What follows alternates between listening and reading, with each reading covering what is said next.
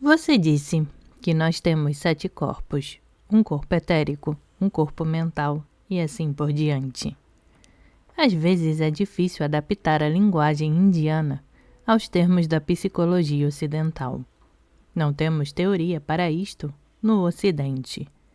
Assim, como podemos traduzir estes diferentes corpos para a nossa própria linguagem? O espiritual não é problema, mas o etérico, o astral, o mental. Não podemos dizer isto. O que pode ser feito? As palavras podem ser traduzidas, mas de fontes onde vocês não as procuraram.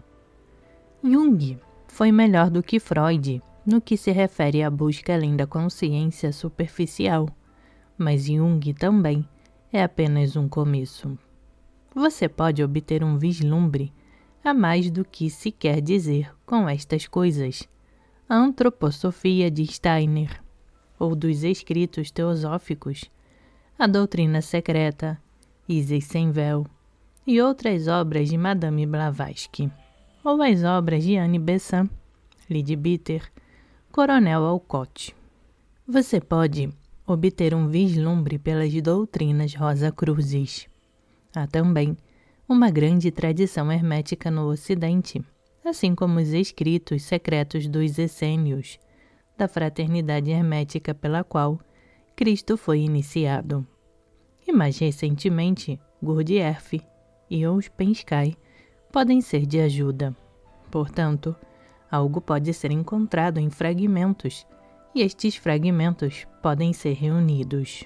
E o que eu disse? Eu disse na sua terminologia. Só usei uma palavra que não é parte da terminologia ocidental, o nirvânico. Os outros 6 termos, o físico, o etérico, o astral, o mental, o espiritual e o cósmico, não são indianos, pertencem também ao Ocidente. No Ocidente, nunca se falou do 7º, não porque não houvessem pessoas que soubessem dele, mas porque o 7º é impossível de ser comunicado. Se acha difíceis estes termos, então você pode simplesmente usar o primeiro, o 2º, o 3º e assim por diante. Não use quaisquer termos para descrevê-los, apenas descreva-os. A descrição será o suficiente, a terminologia não é de consequência. Estes 7 podem ser abordados de muitas direções.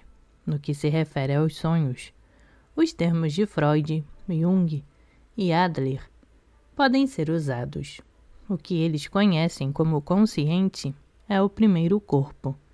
O inconsciente é o 2º, não exatamente o mesmo, mas próximo o suficiente a ele. O que chamam de inconsciente coletivo é o 3º, de novo, não exatamente o mesmo, mas algo aproximado a ele. E se não há termos comuns em uso, novos termos podem ser cunhados. Aliás, isso é sempre melhor, porque termos novos não têm conotações velhas. Quando um termo novo é usado, porque você não tem associação prévia com ele, torna-se mais significante e é entendido mais profundamente. Portanto, você pode cunhar novas palavras. O etérico significa aquilo que está relacionado ao céu e ao espaço.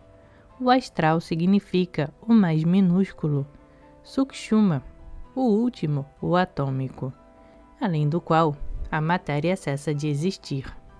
Para o mental, não há dificuldades. Para o cósmico, também não há dificuldades. Então você chega ao 7º, ao nirvânico. Nirvânico significa total cessação, o vazio absoluto. Nem mesmo a semente existe agora. Tudo cessou. Linguisticamente, a palavra significa a extinção da chama. A chama se foi, a luz é desligada. Então você não pode perguntar para onde se foi.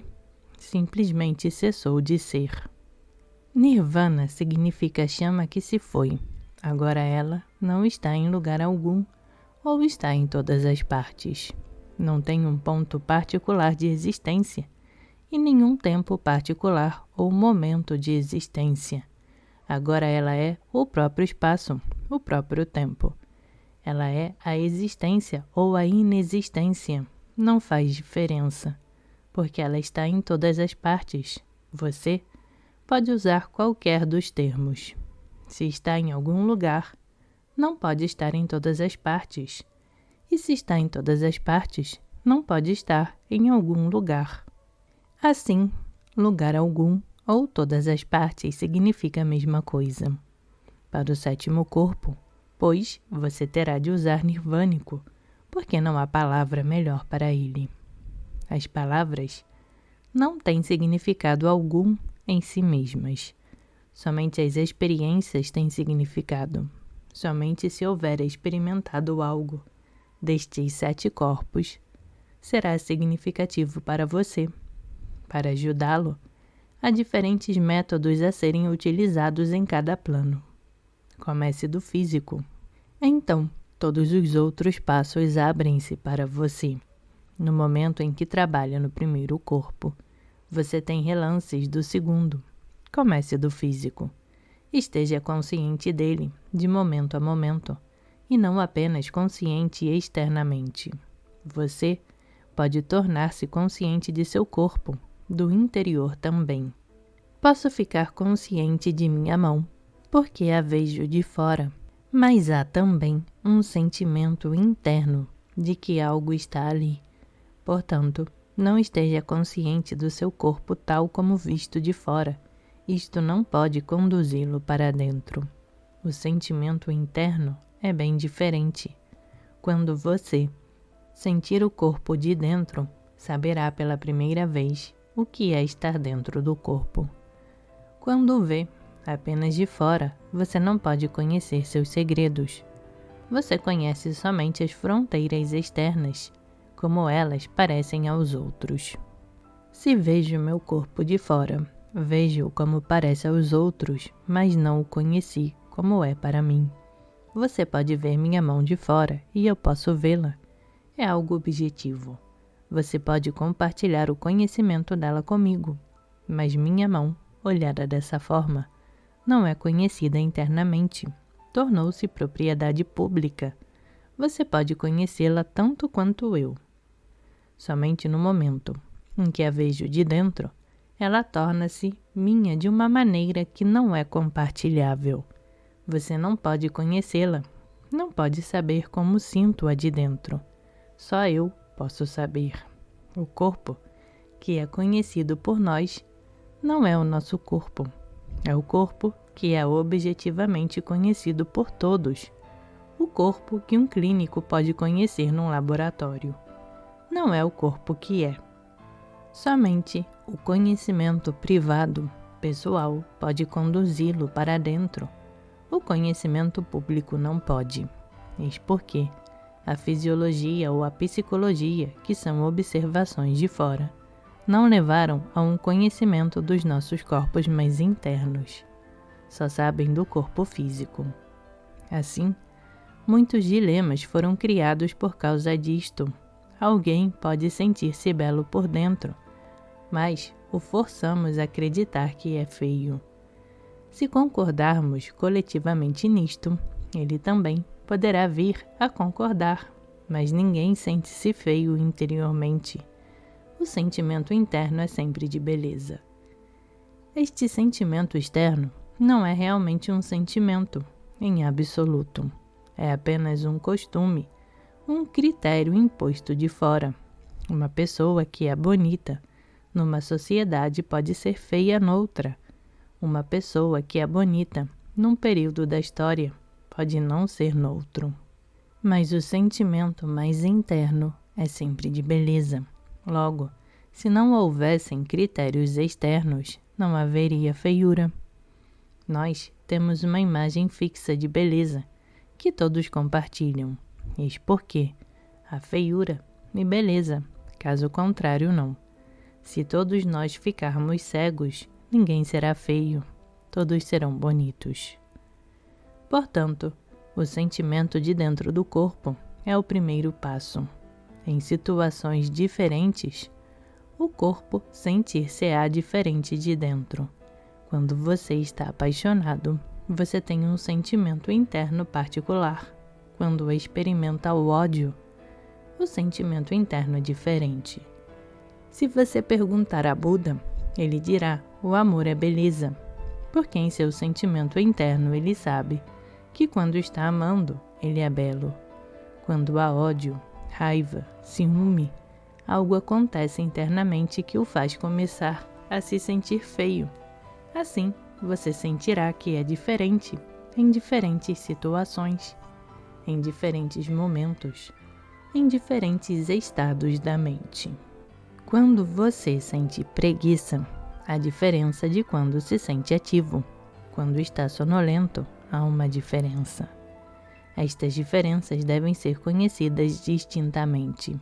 Só então, você torna-se familiarizado com a vida interna do seu corpo. Então você conhece a história interior, a geografia interior na infância, na juventude, na velhice. No momento que alguém torna-se totalmente consciente de seu corpo de dentro, o segundo corpo automaticamente surge à vista. Este segundo corpo será agora conhecido de fora. Se você conhecer o primeiro corpo de dentro, então tornar-se-á capaz de conhecer o segundo corpo de fora. De fora do primeiro corpo, você não pode jamais conhecer o segundo corpo, mas de dentro dele, pode ver o exterior do segundo corpo. Todo corpo tem duas dimensões, a externa e a interna. Assim como um muro tem dois lados, um voltado para fora e outro voltado para dentro. Todo corpo tem uma fronteira, um muro. Quando você vem a conhecer o primeiro corpo do interior, torna-se consciente do segundo corpo do exterior. Agora você está no meio, dentro do primeiro corpo e fora do segundo. Este segundo corpo, o corpo etérico, é como fumaça condensada. Você pode passar por ele sem qualquer obstáculo, mas não é transparente. Você não pode olhar de fora para dentro dele. O primeiro corpo é sólido. O segundo corpo é exatamente como o primeiro, no que diz respeito à forma, mas não é sólido. Quando o primeiro corpo morre, o segundo permanece vivo por 13 dias. Ele viaja com você. Então, após 13 dias, ele também morre, dispersa, evapora. Se você chegar a conhecer o segundo corpo enquanto o primeiro ainda está vivo, você pode estar consciente deste acontecimento. O segundo corpo pode sair do seu corpo. Às vezes, em meditação, este segundo corpo sobe ou desce, e você tem a sensação de que a gravidade não tem força sobre você. Você deixou a Terra. Mas quando abre os olhos, você está no chão e sabe que esteve lá o tempo todo.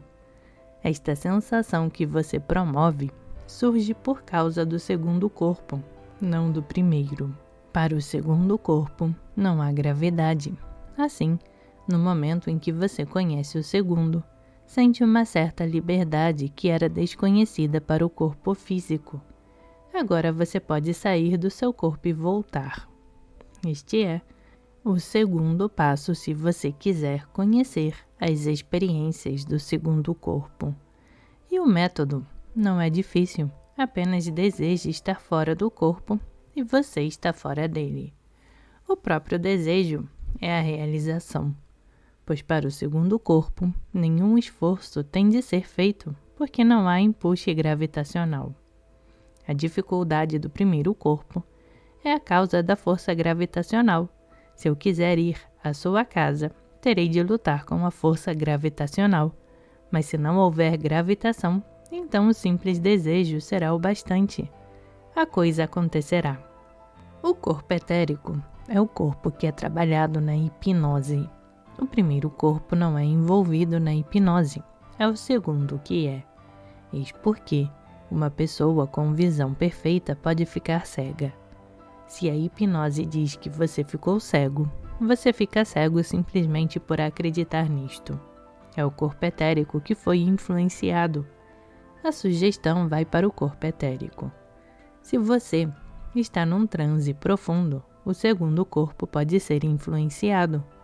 Uma pessoa que está bem pode ser paralisada simplesmente por sugerir-lhe que você está paralisada. Um hipnotizador não deve usar qualquer linguagem que crie dúvida. Se ele disser, parece que você ficou cego, não funcionará. Ele deve estar absolutamente certo a respeito. Somente então a sugestão funcionará. Assim, no segundo corpo apenas diga, eu estou fora do corpo. Apenas deseje estar fora dele e você estará fora dele. O sono comum pertence ao primeiro corpo. É o primeiro corpo, exausto pelo dia de labuta, trabalho, tensão relaxando. Na hipnose, é o segundo corpo que é colocado para dormir. Se é colocado para dormir, você pode trabalhar com ele. Quando você pegar qualquer doença, 75% dela vem do segundo corpo e se espalha para o primeiro. O segundo corpo é tão sugestionável que os estudantes de medicina do primeiro ano sempre pegam a mesma doença que está sendo estudada. Eles começam a ter os sintomas. Se está sendo discutida a dor de cabeça, sem saber, todos vão para dentro de si mesmos e começam a perguntar: estou com dor de cabeça? Tenho estes sintomas? Por quê? Ir para dentro afeta o corpo etérico. A sugestão é captada e uma dor de cabeça é projetada, criada. A dor do parto não é do primeiro corpo, é do segundo. Assim, através da hipnose, o parto pode ser feito absolutamente sem dor, apenas por sugestão. Há sociedades primitivas nas quais as mulheres não sentem as dores do trabalho de parto, porque a possibilidade nunca entrou em suas mentes. Mas todo tipo de civilização cria sugestões comuns que então se tornam parte e parcela das expectativas de todos. Não há dor sob hipnose. Até mesmo cirurgia pode ser feita sob hipnose sem qualquer dor, porque se o segundo corpo recebe a sugestão de que não haverá dor, não há dor. No que se refere a mim, todo tipo de dor e também todo tipo de prazer vem do segundo corpo e se espalha pelo primeiro. Logo, se a sugestão muda, a mesma coisa que tem sido dolorosa pode se converter em algo agradável e vice-versa. Mude a sugestão, mude a mente etérica e tudo será mudado. Apenas deseje totalmente e acontecerá. Totalidade é a única diferença entre o desejo e a vontade. Quando você desejou algo totalmente, completamente, com toda a sua mente, torna-se força de vontade. Se deseja totalmente sair do corpo fisiológico, você pode sair dele. Então há a possibilidade de conhecer o segundo corpo de dentro, caso contrário não. Quando sai do seu corpo físico, você não está mais no meio, dentro do primeiro e fora do segundo. Agora você está dentro do segundo. O primeiro corpo não é. Agora, você pode tornar-se consciente do segundo corpo do interior, assim como tornou-se consciente do primeiro corpo do exterior. Esteja consciente de seus funcionamentos internos, seu mecanismo interno, sua vida interna. A primeira vez que tentar será difícil, mas após isso, você sempre estará dentro de dois corpos, o primeiro e o segundo. Seu ponto de atenção agora estará em dois domínios, duas dimensões. No momento em que estiver dentro do segundo corpo, você estará fora do terceiro, o astral. No que se refere ao astral, não há nem mesmo a necessidade de qualquer vontade. Não há a questão de totalidade agora. Se você quer entrar, você pode entrar. O corpo astral é um vapor como o segundo corpo, mas é transparente. Assim, no momento em que você estiver fora, estará dentro. você nem mesmo saberá se está dentro ou fora, porque a fronteira é transparente. O corpo astral é do mesmo formato que os 2 primeiros corpos. Até o 5º corpo, o formato é o mesmo. O conteúdo variará, mas o formato será o mesmo até o 5º. Com o 6º corpo, o formato será cósmico, e com o 7º não haverá formato algum, nem mesmo cósmico. O 4º corpo é absolutamente sem paredes. De dentro do 3º corpo, não há nem mesmo uma parede transparente. É apenas uma fronteira, sem parede. Assim não há dificuldade de entrar e não há necessidade de qualquer método. Logo, alguém que atingiu o 3º pode atingir o 4º muito facilmente. Mas para ir além do 4º, há tanta dificuldade como havia em ir além do 1º, porque agora o mental cessa. O 5º é o corpo espiritual. Antes que possa ser atingido, há de novo uma parede, mas não no mesmo sentido como havia uma parede entre o 1º corpo e o 2º. A parede está entre dimensões diferentes agora. É de um plano diferente. Os 4 corpos inferiores eram todos pertinentes a um plano. A divisão era horizontal, agora é vertical. Logo, a parede entre o 4º e o 5º é maior do que entre qualquer uma das 2 dos corpos mais baixos. Porque nossa forma ordinária de olhar é horizontal, não vertical. Nós olhamos de lado a lado, não para cima e para baixo, mas o movimento do 4º corpo para o 5º é de um plano mais baixo para um plano mais alto. A diferença não é entre fora e dentro, mas entre alto e baixo. A não ser que comece a olhar para cima, você não pode se mover para dentro do 5º. A mente sempre olha para baixo, isso porque o yoga é contra a mente. A mente flui para baixo, exatamente como a água. A água jamais foi transformada em símbolo de algum sistema espiritual, porque sua natureza intrínseca é fluir para baixo. O fogo tem sido símbolo de muitos sistemas. O fogo vai para cima, nunca vai para baixo. Logo, no movimento do 4º corpo para o 5º corpo, o fogo é o símbolo. O indivíduo deve olhar para cima. O indivíduo deve parar de olhar para baixo. Como olhar para cima? Qual é o caminho? Você deve ter ouvido que na meditação os olhos devem estar mirando para cima, para o Ajna Chakra. Os olhos devem estar focalizados para cima, como se você fosse olhar para dentro do crânio. Os olhos são apenas simbólicos. A questão real não é da visão. Nossa visão, nossa faculdade de ver, está associada com os olhos. Logo, os olhos tornam-se os meios através dos quais até mesmo a visão interior acontece. Se você vira seus olhos para cima, então a visão vai para cima. Raja Yoga começa com o 4º corpo. Só Hatha Yoga começa com o 1º corpo. As outras yogas começam de algum outro lugar. A teosofia começa do 2º corpo e outros sistemas começam do 3º. À medida que a civilização continuar a progredir para o 4º corpo, muitas pessoas serão capazes de iniciar dali, mas o 4º corpo só poderá ser usado se trabalharam através dos 3 corpos inferiores em vidas passadas. Aqueles que estudam Raja Yoga, das escritas e dos swamis e gurus sem saber se trabalharam ou não através de seus 3 corpos mais baixos, estão propensos a serem desiludidos, porque o indivíduo não pode começar do 4º. Os 3 devem ser atravessados primeiro, somente então vem o 4º. O 4º é o último corpo do qual é possível começar.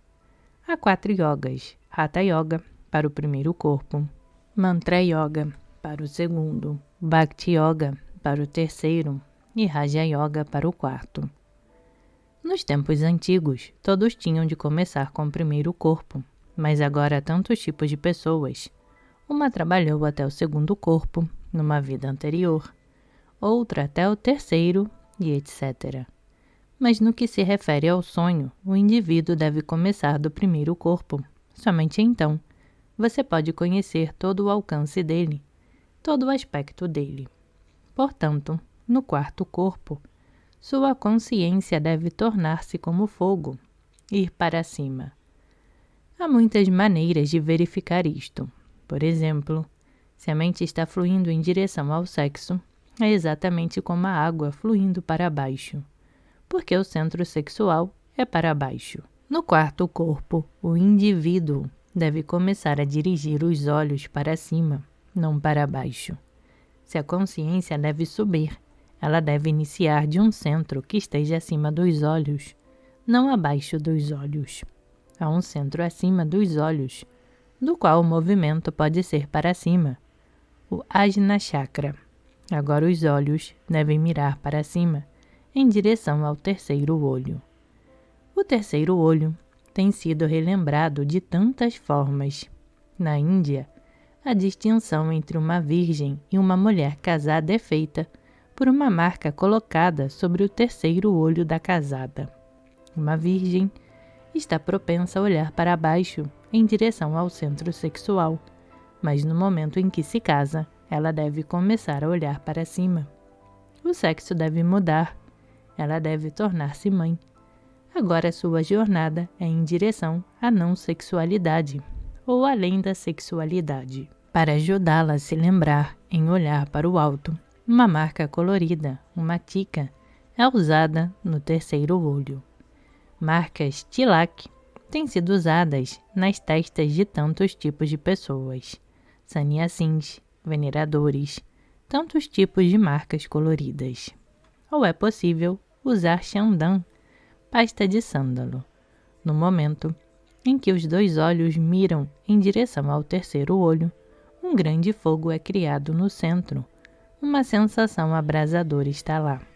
O terceiro olho está sendo aberto e ele deve ser mantido frio. Assim, na Índia, a pasta de sândalo é usada. Não é apenas fria. Tem também um perfume particular relacionado ao terceiro corpo e à transcendência dele. O frescor do perfume e o lugar particular onde é colocado convertem-se numa atração para cima, numa lembrança do terceiro olho. Se você fechar os olhos e eu colocar meu dedo no lugar do seu terceiro olho, não estarei tocando o terceiro olho em si, mas você mesmo assim começará a senti-lo. Mesmo esse tanto de pressão é suficiente. É escassamente um toque, apenas uma ligeira pressão com o dedo. Assim o perfume, o delicado toque dele e seu frescor são o suficiente. Então sua atenção está sempre fluindo dos seus olhos para o terceiro olho. Assim, para ultrapassar o quarto corpo, há uma só técnica, um método, e esse é o olhar para cima. Shirshashan, a postura da cabeça, a posição invertida do corpo, era usada como um método para isto, porque nossos olhos estão habitualmente olhando para baixo.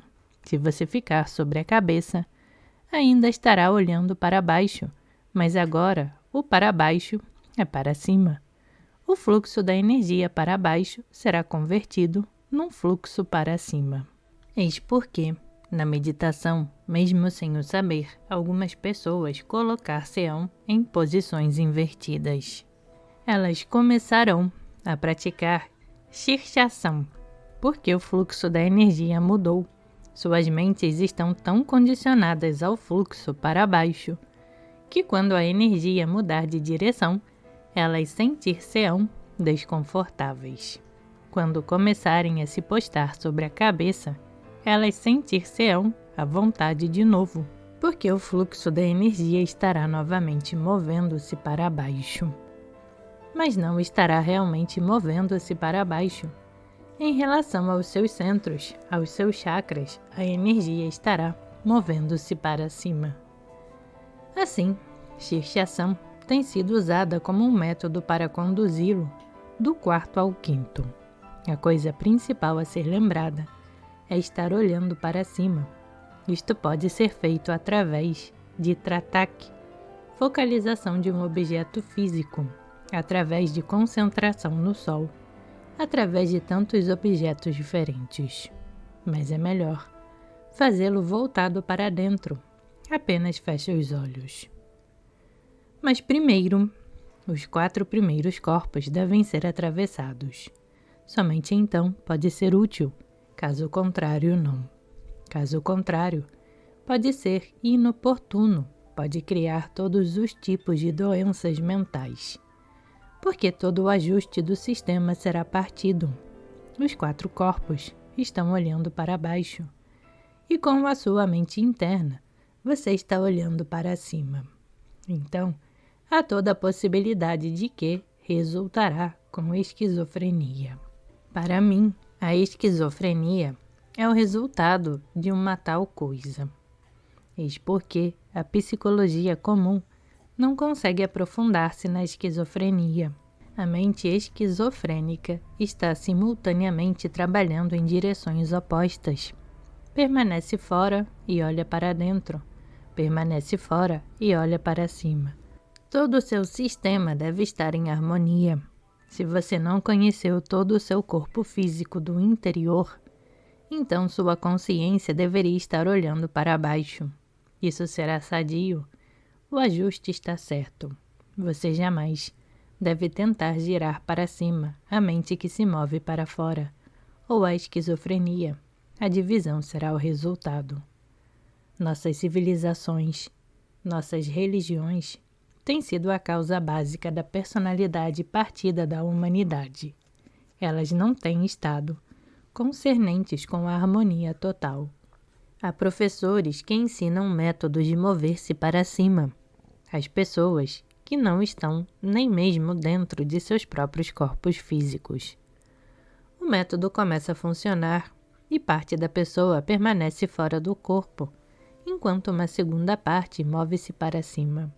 Então, haverá uma cisão entre as duas. Ela tornar-se-á 2 pessoas, às vezes isto, às vezes aquilo. Jekyll e Hyde. Há toda a possibilidade de uma pessoa tornar-se 7 pessoas simultaneamente. Então a cisão é completa. Ela torna-se 7 energias diferentes. Uma parte dela está movendo-se para baixo, apegando-se ao primeiro corpo. A outra está apegando-se ao segundo, outra ao terceiro.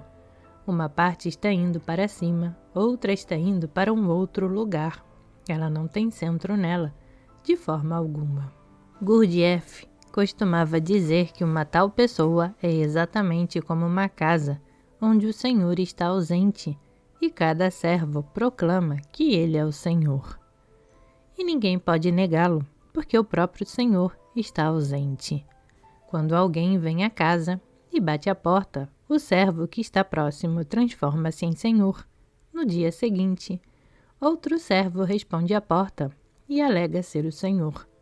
Um esquizofrênico está sem qualquer centro, e somos todos assim.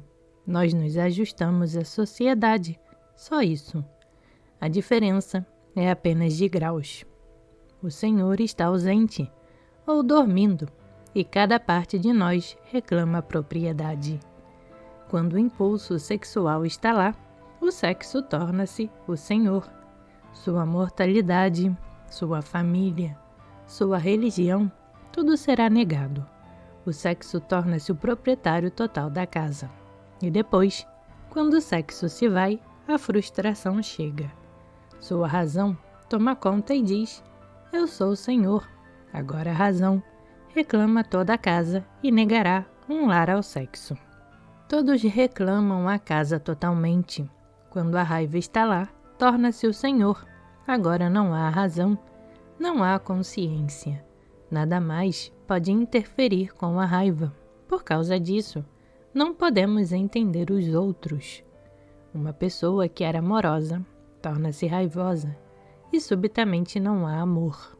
Nós estamos agora perplexos, sem entender se ela está amando ou não está amando. O amor era apenas um servo e a raiva também é apenas um servo. O Senhor está ausente. Eis porque você não pode habitualmente confiar noutro alguém. Ele não é senhor dele mesmo. Qualquer servo pode assumir. Ele não é ele não é uma unidade. O que eu estou dizendo é que o indivíduo não deveria experimentar técnicas de olhar para cima antes de atravessar os 4 primeiros corpos. Caso contrário, será criada uma cisão impossível de ser superada e o indivíduo terá de esperar sua próxima vida para começar outra vez. É melhor praticar técnicas que começam do começo. Se você passou pelos 3 primeiros corpos em nascimentos anteriores, então você os passará de novo num instante. Não haverá dificuldade. Você conhece o território, você conhece o caminho. Num instante, eles chegam à sua frente. Você os reconhece e você os passou. Então, você pode ir adiante. Assim, minha insistência é sempre começar do primeiro corpo, para todos. Mover-se do 4º corpo é a coisa mais significativa. Até o 4º corpo, você é humano. Agora você torna-se super-humano. No primeiro corpo, você é simplesmente um animal. Somente com o 2º corpo, a humanidade começa. E somente no 4º, ela floresce completamente. A civilização nunca foi além do 4º. Além do 4º é além do humano. Não podemos classificar Cristo como ser humano. Um Buda, um Mahavira, um Krishna estão além do humano. Eles são super-humanos. O olhar para cima é um salto desde o 4º corpo. Quando olho no meu primeiro corpo de fora dele, sou apenas um animal com a possibilidade de ser humano. A única diferença é que eu posso tornar-me humano e o animal não. No que se refere à situação atual, nós somos ambos abaixo da humanidade, sub-humanos. Mas eu tenho uma possibilidade de ir além, e do 2º corpo em diante, o florescer do ser humano acontece. Mesmo alguém, no 4º corpo, parece super-humano para nós. Eles não são. Um Einstein ou um Voltaire parecem super-humanos, mas não são. Eles são o completo florescer do ser humano, e nós estamos abaixo do humano. Logo, eles estão acima de nós. Mas eles não estão acima do humano. Somente um Buda, um Cristo ou um Zaratustra é mais do que humano. Por olhar para cima, por elevar suas consciências para o alto, desde o 4º corpo, eles cruzaram a fronteira da mente. Eles transcenderam o corpo mental. Há parábolas que merecem nosso entendimento. Maomé, olhando para cima, diz algo que veio a ele do alto. Nós interpretamos este do alto geograficamente. Assim o céu torna-se o domicílio dos deuses. Para nós, para cima significa o céu, para baixo significa a camada abaixo da terra. Mas se o interpretamos desta maneira, o símbolo não foi compreendido. Quando Maomé está olhando para o alto, não está olhando para o céu, está olhando para o Ajna Chakra. Quando diz que algo veio a ele de cima, seu sentimento é certo, mas alto tem um significado diferente para nós. Em todo o quadro, Zaratustra está olhando para cima. Seus olhos nunca estão para baixo. Ele estava olhando para o alto quando pela primeira vez viu o divino. O divino veio a ele como fogo, eis porque os persas têm sido adoradores do fogo. Esse sentimento de fogo vem do Ajna Chakra. Quando você olha para o alto, o lugar parece em brasa, como se tudo estivesse queimando. Por causa dessa queima, você é transformado. O ser mais baixo está sendo queimado. Ele cessa de ser. E o ser mais alto nasce. Esse é o significado de passar pelo fogo. Após o 5º corpo, você se move ainda para outro domínio, outra dimensão. Do primeiro corpo ao 4º corpo, o movimento é de fora para dentro. Do 4º corpo ao 5º, é de baixo para cima. Do quinto é de baixo para cima. Do quinto é do ego para o não-ego. Agora a dimensão é diferente. Não há a questão de fora, dentro, para cima, para baixo. A questão é de eu e não eu. A questão agora está relacionada a se há um centro ou não. A pessoa está sem qualquer centro até o quinto, fragmentada em diferentes partes. Somente para o quinto corpo há um centro, uma unicidade, mas o centro torna-se o ego. Agora este centro será um obstáculo para o progresso além. Você tem de abandonar toda a ponte que atravessa. Ela era útil no atravessar, mas torna-se um obstáculo para o progresso além. Você tem de abandonar toda a ponte que atravessa. Ela era útil no atravessar, mas tornar-se-á um obstáculo se você se apegar a ela. Até o quinto corpo tem de ser criado um centro. Gurdjieff diz que este quinto centro é a cristalização. Agora não há servos, o Senhor assumiu. Agora o Senhor é o Senhor. Ele está desperto, ele voltou. Quando o Senhor está presente, os servos apaziguam-se, tornam-se silenciosos. Assim, quando você entra no quinto corpo, ocorre a cristalização do ego. Mas agora, para progresso futuro, esta cristalização deve ser de novo perdida. Perdida no vazio, no cósmico. Somente aquele que tem pode perder. Assim, falar de ausência do ego antes do quinto corpo é sem sentido. Absurdo. Você não tem um ego, logo como pode perdê-lo? Ou você pode dizer que tem muitos egos, cada servo tem um ego. Você é multi-egoístico, uma multipersonalidade, uma multipsique, mas não um ego unificado. Você não pode perder o ego porque não o tem. Um rico pode renunciar às suas riquezas, mas não um pobre. Ele não tem nada a que renunciar, nada a perder, mas há pobres que pensam em renunciação. Um rico teme a renunciação, tem algo a perder, mas um pobre está sempre pronto para renunciar. Ele está pronto, mas não tem nada a que renunciar. O quinto corpo é o mais rico. É a culminação de tudo aquilo que é possível para o ser humano. O quinto é o pico da individualidade, o pico do amor, da compaixão, de tudo que vale a pena. As aflições se perderam. Agora a flor também deve ser perdida. Então, haverá simplesmente o perfume, não a flor.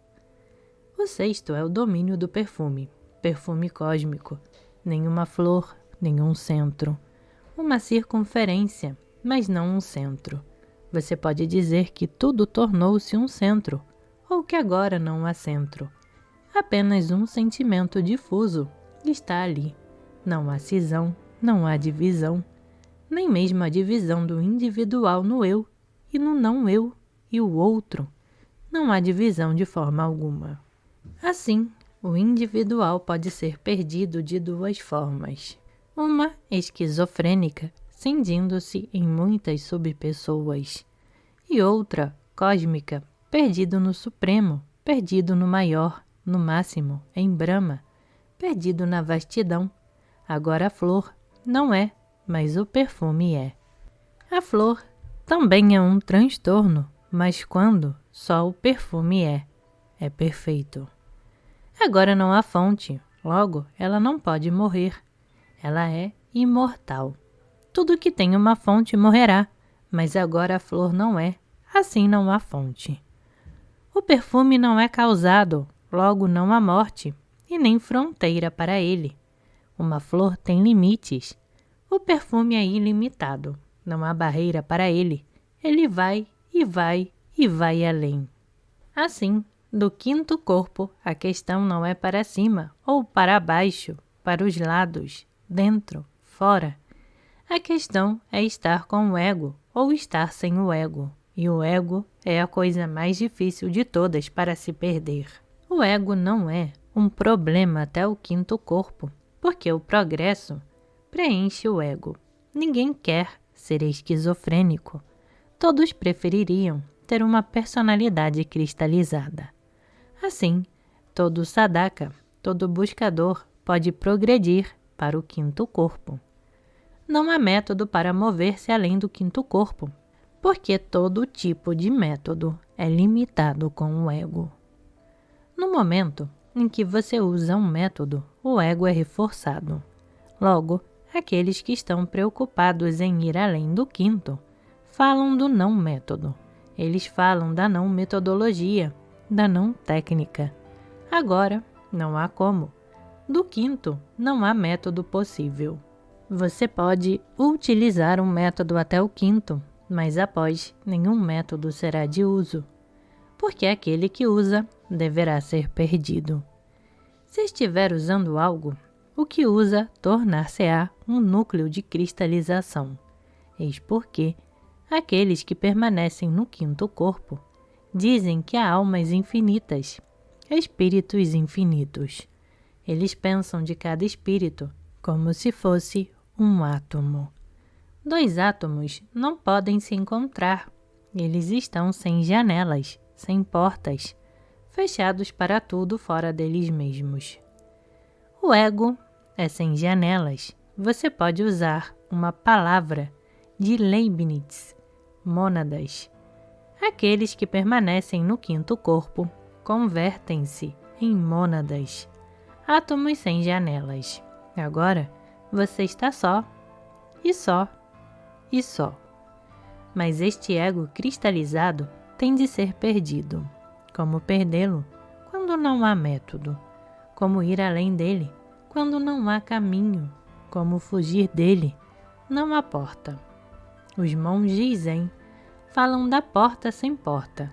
Agora não há porta e ainda o indivíduo tem de ir além dela. Assim, o que fazer?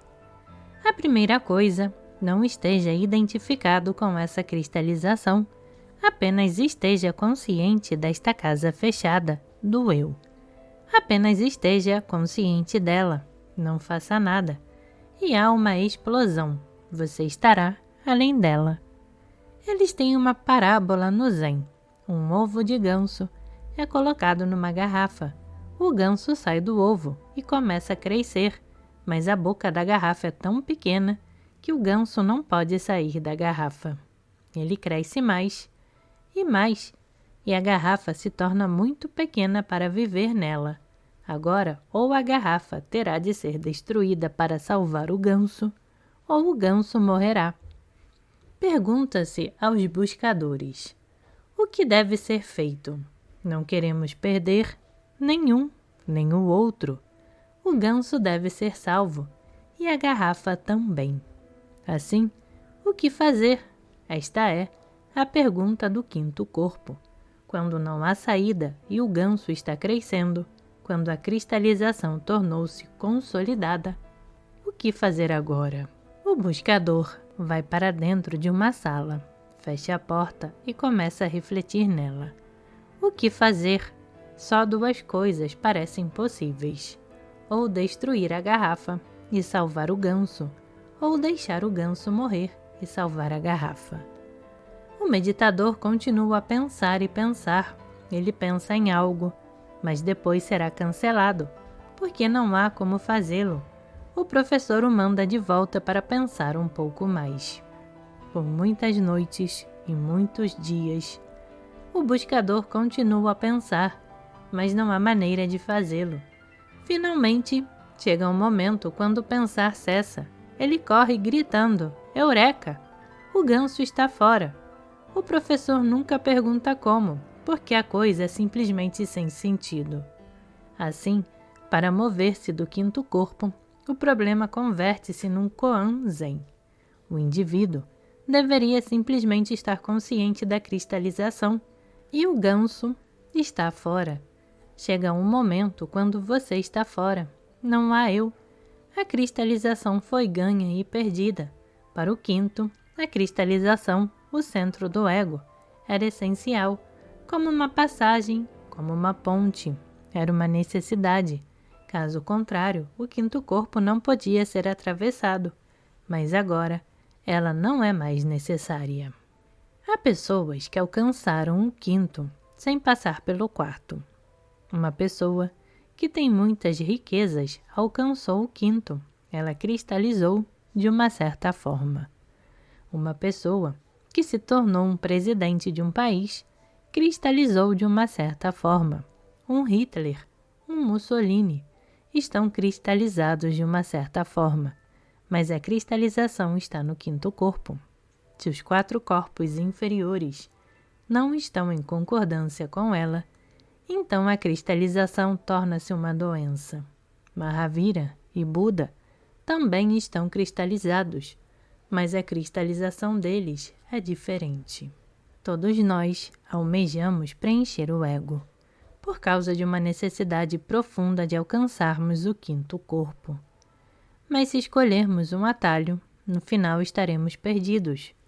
O caminho mais curto é através das riquezas, do poder, da política. O ego pode ser alcançado, mas é uma falsa cristalização. Não está em concordância com sua personalidade total. É como um calo que se forma no pé e se torna cristalizado. É uma falsa cristalização, um crescimento anormal, uma doença. Se o ganso está fora no quinto, você está no sexto. Do quinto ao sexto é o domínio do mistério. Até o quinto, os métodos científicos podem ser usados. Logo, o yoga é útil. Mas após isso, é sem sentido, porque o yoga é uma metodologia, uma técnica científica.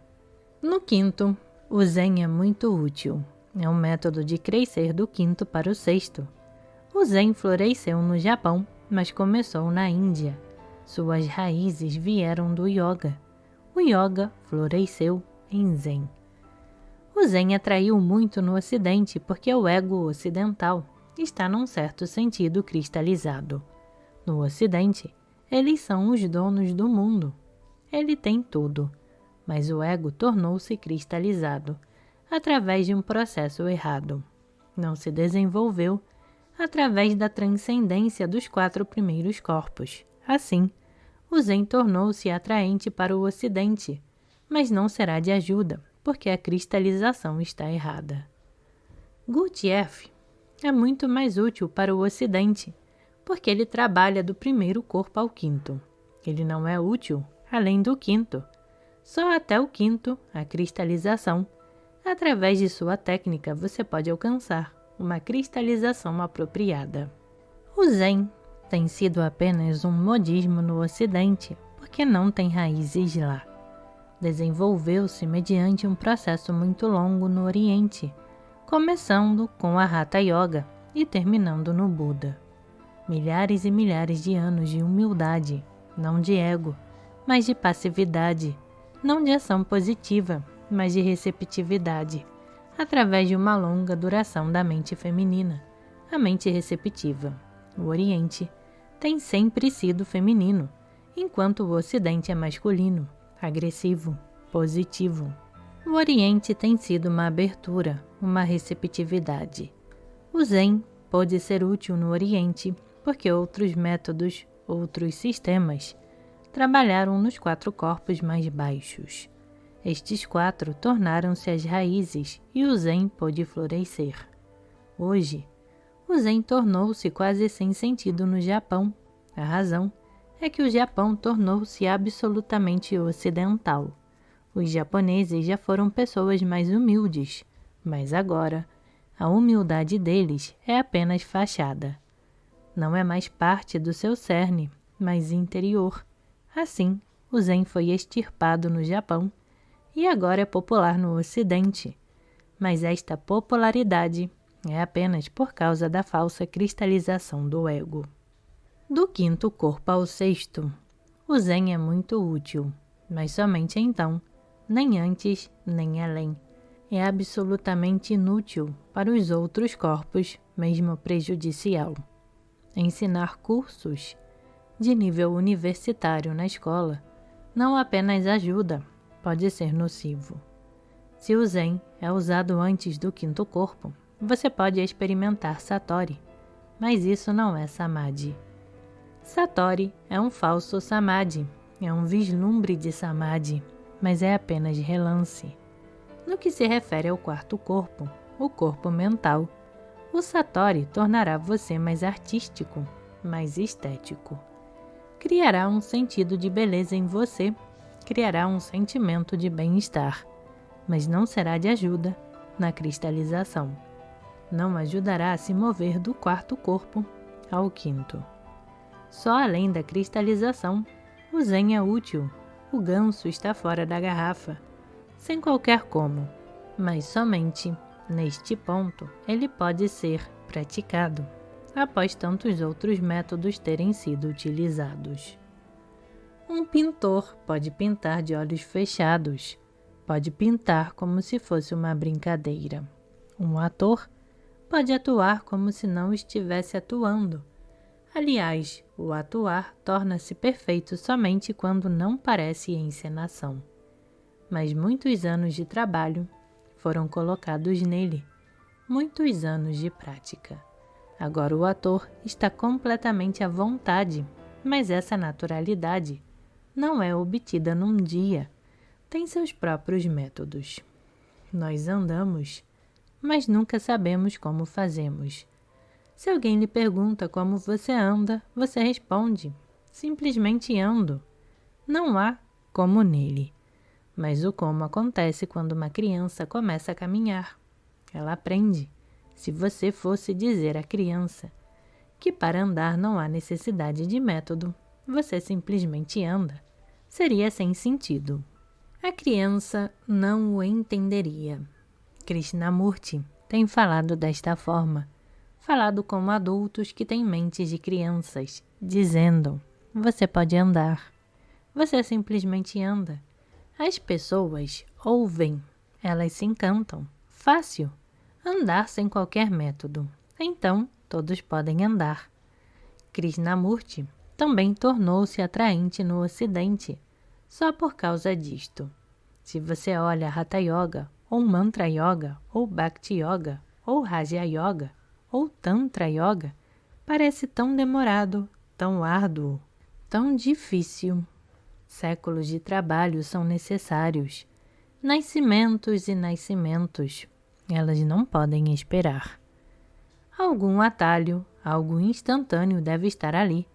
Assim, Krishnamurti as atrai.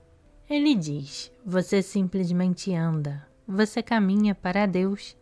Não há método, mas o não método é a coisa mais difícil de alcançar. Interpretar como se o indivíduo não estivesse interpretando, falar como se não estivesse falando, andar sem esforço, como se não estivesse andando. Estão baseados num longo esforço. O trabalho e o esforço são necessários. Precisa-se deles, mas eles têm um limite. São necessários até o quinto corpo, mas são inúteis. Do quinto para o sexto, você não irá a lugar algum. O ganso nunca estará fora. Esse é o problema dos yogis indianos. Eles acham difícil cruzar o quinto, porque eles estão encantados pelo método.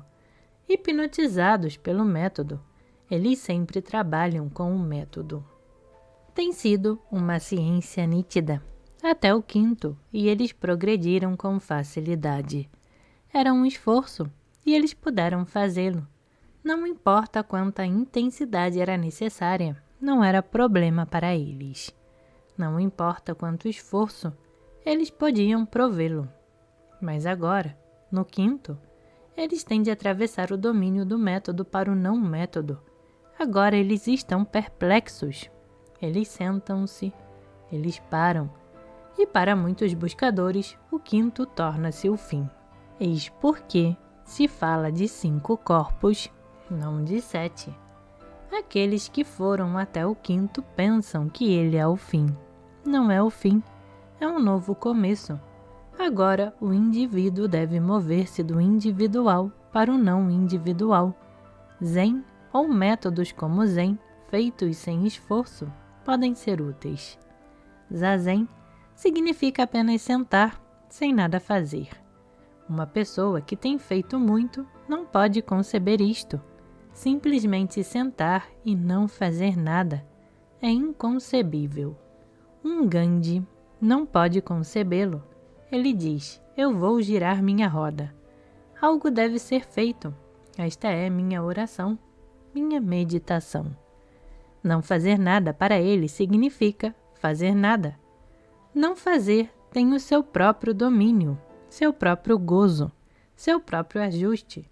Mas isso é do quinto corpo para o sexto. Não pode ser entendido antes disso. Do sexto ao sétimo, não há nem mesmo um não método. O método perde-se no quinto, e o não método é perdido no sexto. Um dia você simplesmente descobre que está no sétimo. Até o cosmos se foi. Somente a inexistência é. Simplesmente acontece. É uma ocorrência do sexto para o sétimo, não causada, não conhecida. Somente quando não é causada, torna-se descontínua para com o que fora antes. Se é causada, então há uma continuidade e o ser não pode ser perdido, mesmo no sétimo. O sétimo é o total não ser, nirvana, vazio, inexistência. Não há possibilidade de qualquer continuidade no mover-se da existência para a inexistência. É apenas um salto não causado. Se fosse causado, haveria uma continuidade e seria exatamente como o sexto corpo. Assim, mover-se do sexto para o sétimo não pode nem mesmo ser comentado. É uma descontinuidade, uma lacuna. Algo era e algo agora não é, e não há conexão entre os dois. Algo simplesmente cessou e algo simplesmente entrou. Não há relação entre eles. É como se um convidado saísse por uma porta e outro entrasse pelo outro lado. Não há relação entre a saída de um e a entrada do outro. Eles não estão relacionados. O sétimo corpo é o supremo, porque agora você cruzou até mesmo o mundo da causalidade. Você foi para a fonte original, aquela que era antes da criação e que será após a aniquilação. Assim, do sexto ao sétimo, não há nem mesmo não método. Nada é de qualquer ajuda. Tudo tem de ser um obstáculo. Do cósmico à inexistência, há apenas um acontecer, não causado, não preparado, não pedido. Acontece instantaneamente. Só uma coisa deve ser lembrada. Você não deve se apegar ao sexto. O apego o impedirá de se mover para o sétimo. Não há maneira positiva de se mover para o sétimo, mas pode haver um obstáculo negativo. Você pode apegar-se a Brahma, o cosmo. Você pode dizer, eu alcancei. Aqueles que dizem que alcançaram não podem ir para o sétimo. Esses que dizem, eu conheci, permanecem no sexto. Assim, aqueles que escreveram os Vedas permaneceram no sexto. Somente um Buda atravessa o sexto, porque ele diz, eu não sei. Ele se recusa a dar respostas às questões últimas. Ele diz, ninguém sabe, ninguém soube. Buda não podia ser entendido. Aqueles que o ouviam diziam, não, nossos professores conheceram. Eles dizem que Brahma é, mas Buda está falando do sétimo corpo. Nenhum professor pode dizer que conheceu, com referência ao sétimo, porque no momento em que você o diz, você perde contato com ele. Uma vez que o tenha conhecido, você não pode dizê-lo. Até o sexto corpo, os símbolos podem ser expressivos, mas não há símbolo para o sétimo. Ele é apenas um vazio. Há um templo na China que está totalmente vazio. Não há nada nele, nenhuma imagem, nem escrituras, nada. Há apenas paredes despidas, nuas. Até o sacerdote reside fora. Ele diz, um sacerdote só pode estar fora do templo, não pode estar dentro. Se você perguntar ao sacerdote onde está a deidade do templo, ele dirá, veja-a. E ao vazio, não há ninguém. Ele dirá: veja, aqui, agora. E é apenas um templo nu, despido, vazio. Se você busca objetos, então você não pode atravessar do sexto para o sétimo. Assim, há preparativos negativos. Uma mente negativa é necessária. Uma mente que não está almejando nada, nem mesmo mosca, nem mesmo libertação, nem mesmo nirvana, nem mesmo verdade. Uma mente que não está esperando por nada, nem mesmo por Deus, por Brahma. Ela apenas é, sem qualquer ânsia, sem qualquer desejo, apenas é. Então acontece, e até mesmo o cosmos se foi. Assim, você pode atravessar para o sétimo pouco a pouco. Comece do físico e trabalhe através do etérico, então do astral, do mental, do espiritual. Até o quinto você pode trabalhar, e então, do quinto em diante, apenas esteja consciente. Fazer não é importante, então a consciência é importante. E finalmente do sexto ao sétimo, até mesmo a consciência não é de importância, somente o estado do que é ser. Esta é a potencialidade das nossas sementes, esta é a nossa possibilidade.